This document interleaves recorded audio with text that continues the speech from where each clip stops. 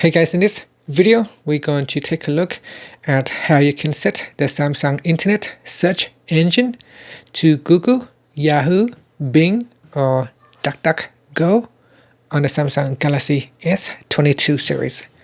First, tap on the home button to return back to the home screen. And from the home screen, tap on the Samsung Internet Browser app. In here, tap on the menu key at the bottom. From the pop-up menu, tap on the settings icon. Next, tap on address bar search. And from here, you could select Google, Yahoo, Bing, or DuckDuckGo. So select one of your favorite search engine. So let's say if you like to use DuckDuckGo to perform a search, then we select that. And then tap on the back key. Now if I go to my search bar at the top, and let's say if I want to put in the keyword test and tap on the go button, you can see now it will use DuckDuckGo search engine instead of other search engines.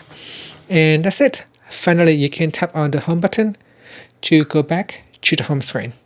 Thank you for watching this video. Please subscribe to my channel for more videos.